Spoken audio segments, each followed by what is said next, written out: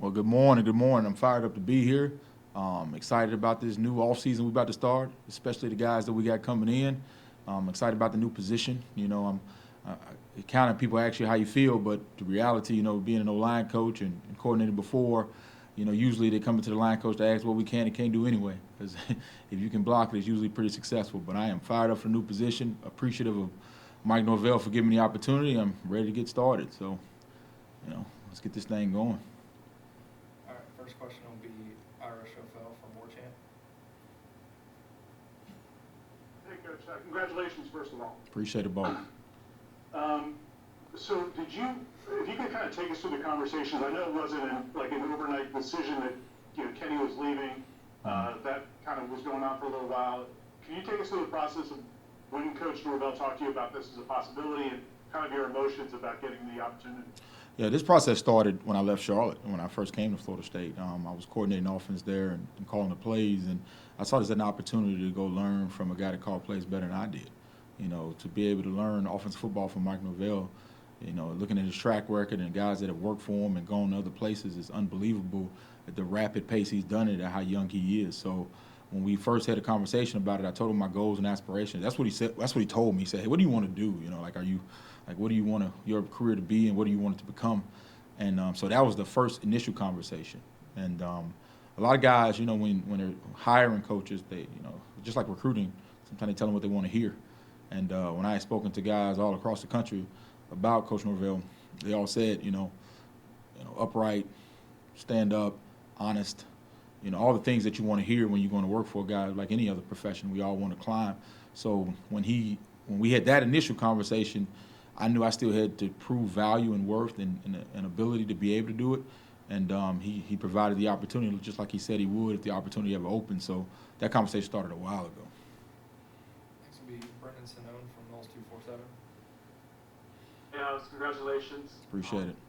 So with your previous experience coordinating at Charlotte, I guess, how did you go about calling plays there? Was it on the sideline? I guess how would that dynamic work here at Florida State? And secondly, how would the dynamic of calling plays work with working with Coach Norvell and within his offense? Correct. Well, it is Coach Norvell's offense. And I'm here to learn how to coordinate it for his organizational standpoint and learning how to call it. But Coach Norvell will call plays.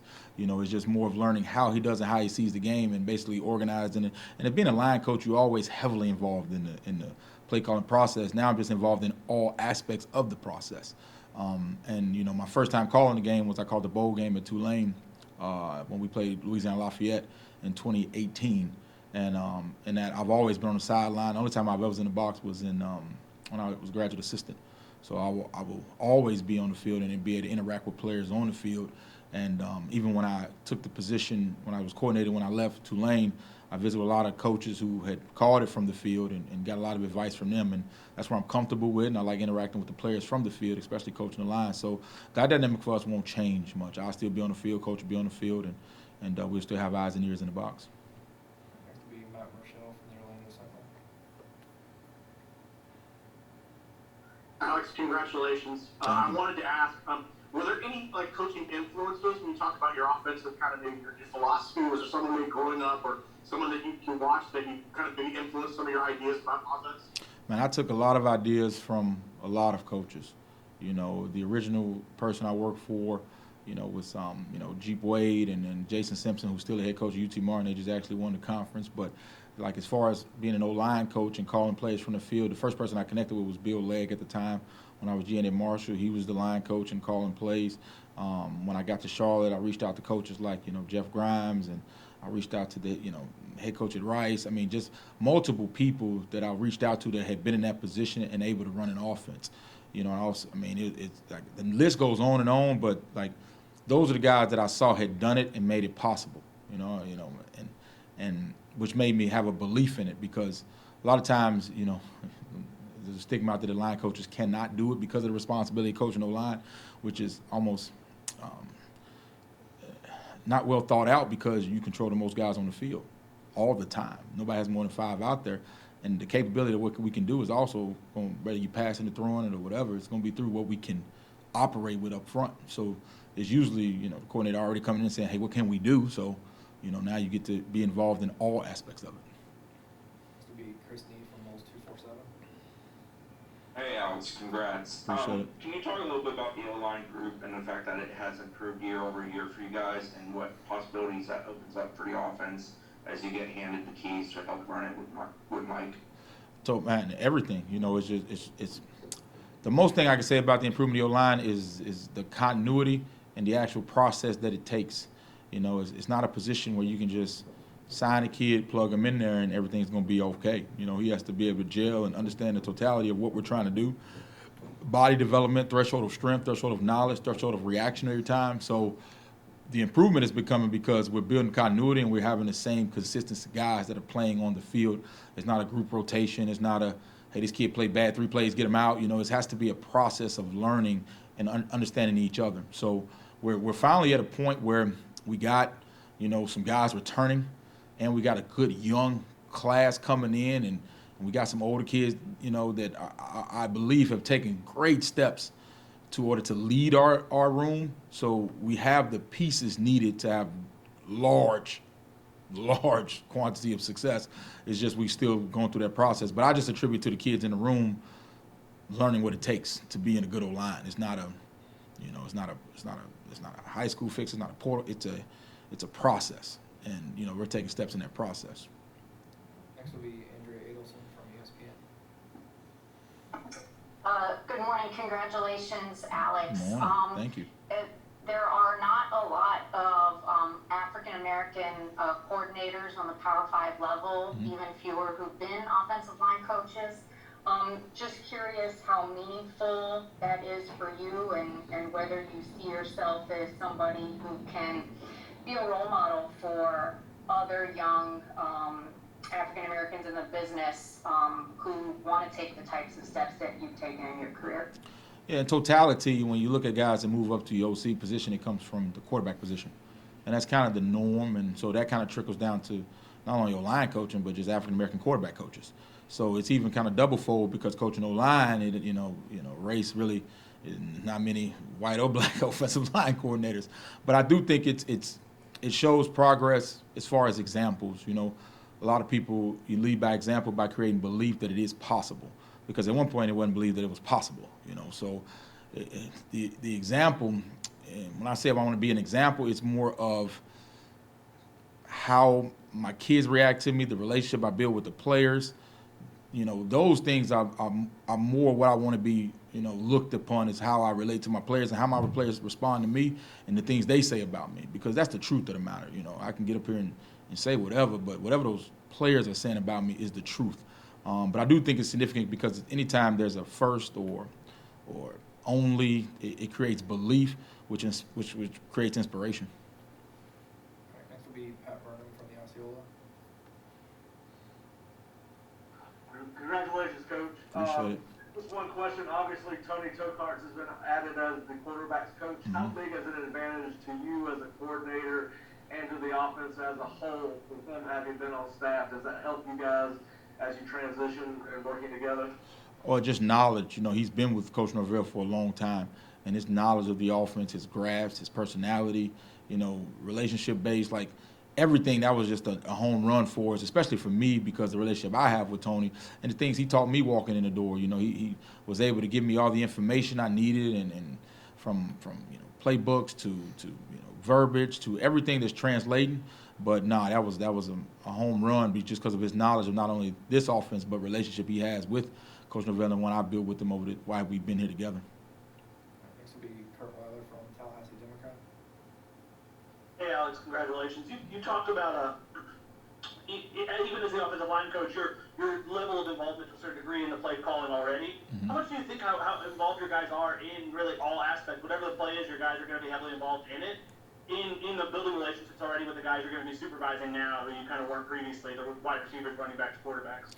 Well, yeah, like how, when offenses are structured, everybody is like in charge of every position coach has a key piece of the game plan that they're highly involved in, that they're responsible for. The coordinator basically is involved in all of those conversations and all of those play call and all of those deals of what's going to be done. And even in those small aspects, no matter if the receiver coach is looking at 3rd and long, you got to come tell the RSO line coach, what can we protect? So it all comes back, it's just more of now being a totality of each of those conversations, you get that early input instead of the deal kind of getting done, then they coming back to you anyway. So you get to kind of be in all the early starts of those, play calling and structuring of the game plan. We'll go back to Brendan Sano. Alex, I was hoping to get your thoughts on AJ Duffy, and I guess getting to talk with him and meet him now that he's, I believe, here in Tallahassee. And just how important is that for him to kind of get his college career started, as early as possible? Well, no, that's the key. I think most players are coming in early now. The thing about AJ, what I enjoyed being around him, and he has a relationship with all the coaches, and also just his poise, control, his recruiting ability, his relationship with the guys that are coming in and the guys already on the team. It felt like he was here when he wasn't here, just because he was so active with even recruiting, game planning. I mean, he questions, after the game. He's a ball guy, and you see that even what he did here this past weekend. Like, he is a football player and he loves the game. So, I mean, him being here early definitely gives him a great chance of learning this thing as quick as possible, because he might know most of it already. He loves it. All right, we'll go back to Irish Rafael. You spoke about this briefly earlier about the collaboration between the staff.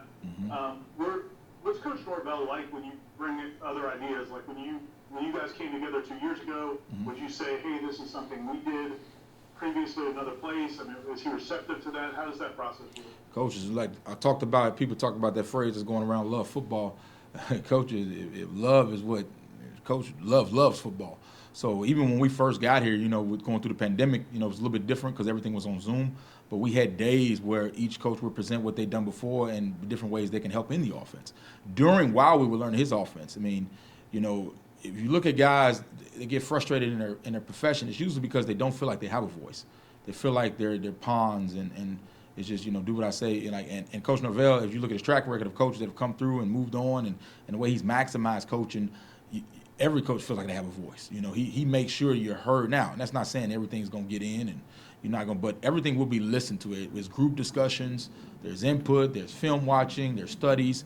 We all had studies. We studied at different offenses. He is, he almost becomes like an assistant in that aspect, where he wants to hear more football things and ways that can help us improve, but also, looking at the personnel we have. It might sound good and look good, but the personnel is personnel-driven offense, which is what I enjoy, because when you say the Mike Norvell offense, it has changed so much because he changed it to the personnel that he has.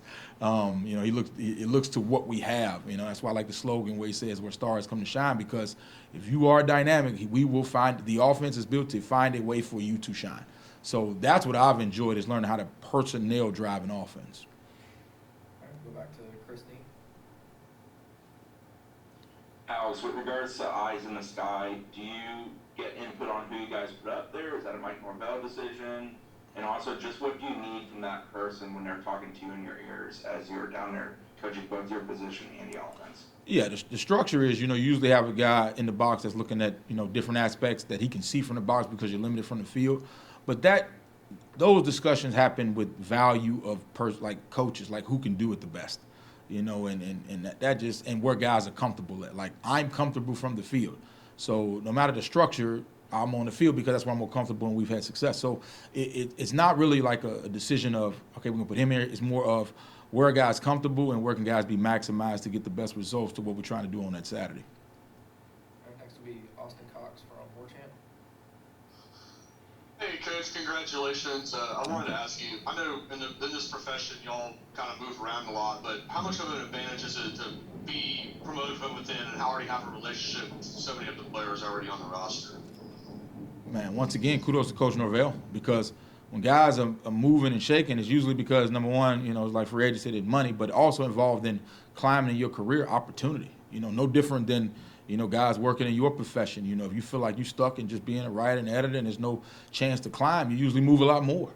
And we've been able to, have a relationship here and develop and maximize ourselves where you see opportunity to grow and to climb.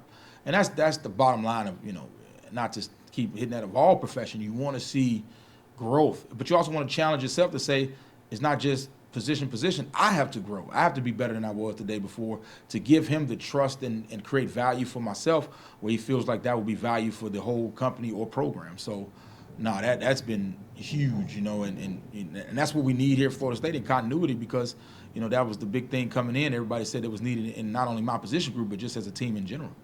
Because that's where the success it came from, was continuity. Go back to Matt Marshall.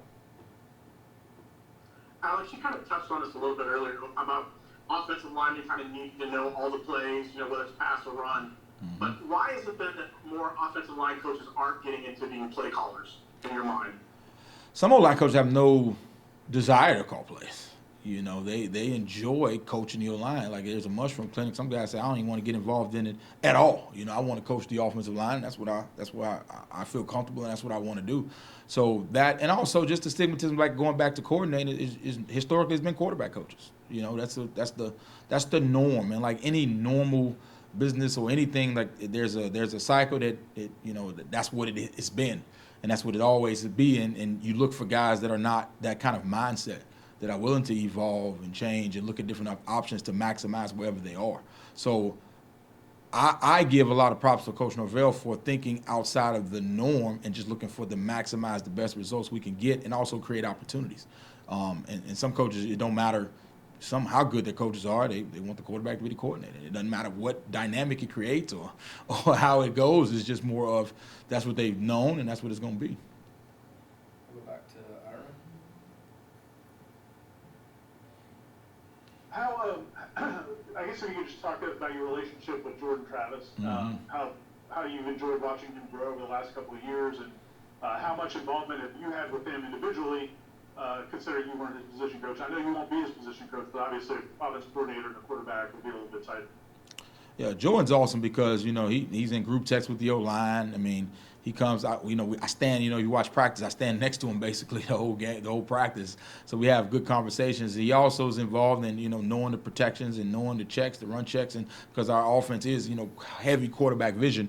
But what I love about Jordan is those players love watching Jordan. They love being around him. They are inspired by him. He inspires them to play better than what they are and to overachieve.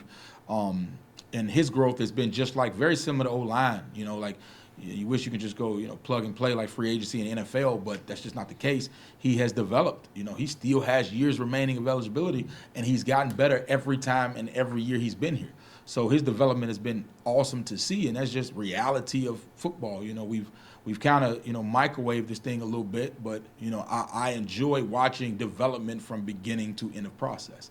And I enjoy watching him from a guy that everybody said couldn't do something, and now he's really, so it goes from can't to maybe to all he can. That's just pure development, that's the sport. All right, go back to Andrea. Alex, I have two follow-up questions. The first one, going off of Jordan, with AJ coming in, how do you kind of expect the dynamic to play out between those two now as they get into off-season workouts and Jordan really being the leader in the quarterback room now? Yeah, the dynamic is they already have a relationship. So it's not like they haven't spoken or communicated or supported each other, walking into that room. Just like in normal, you have an older guy that's been through it, that's seen it, and you got a guy walking in seeing it for the first time. So their relationship is built upon that. Like, man, look, let me show you, I've been through this. I've gotten criticized. I've gotten praised. This is what this position is at this level. So I think he has somebody that has been through the ringer a little bit that can kind of teach him how that goes as he develops. The expectation is different. Just teaching him how to carry yourself. All that is important. We look at it as on the field, but there's so many other aspects that goes into those relationships, and leadership doesn't start without relationship. Nobody likes to walk in somewhere and just immediately, get bossed around. So the relationship has been established, so I can't wait to watch those guys push each other. And the other one was, you talked about how the normal route for coordinators through quarterback coach. What appealed to you about wanting to be an offensive coordinator? Why is that something that you wanted to do in your career? Well, if you look at success of O-line coaches that have become head coaches, O-line coaches who are actually former O-line coaches that are actually running offenses, I believe that research shows that, O-line coaches are very capable. very smart, very understanding of all aspects and not just protection and run game. And I've always loved all aspects of football and all aspects of offense. Usually you get stuck in kind of that closet of that, and I'm in there. I want to know what's going on in Skelly. I want to see routes. I want to talk about like I love ball, and sometimes when you get into that position, they act like it's foreign to you to see other aspects. And line coach, we do that to ourselves sometimes. We don't. We don't want to hear the other aspects of it because the offensive line does require quite a bit of attention and development because it is a huge developmental position. So, we've added to that a little bit. We want to kind of have our own little community and fraternity of O-line coaches. But, to me personally, I've always wanted to run an offense as being an O-line coach. All right, last one. We'll go back to Ira. We know you can't speak specifically about guys who haven't been announced by the school yet, but what are some of your guys' goals as an offensive staff, looking at the transfer portal and still finishing up the high school signees, particularly offensive line and wide receiver, kind of beefing up those positions, and how do you feel about how that progress has gone so far? I think people are looking like how we look at the portal is, I want to develop high school players and develop some continuity. And I think the portal has allowed some guys to be able to still grow up, some young guys, and so you won't have to play them too early or stunt their development. And I think that's how we view it. I can't speak on everybody else, but, the guys out, the high school players, and I want to develop those guys and get them the best as they can be system guys. I mean, that's the goal, because that's how you build continuity. It can't be, that's what it needs to be. And I think people are just using the portal as a way to still be able to develop the young guys, but still add some Band-Aids when needed.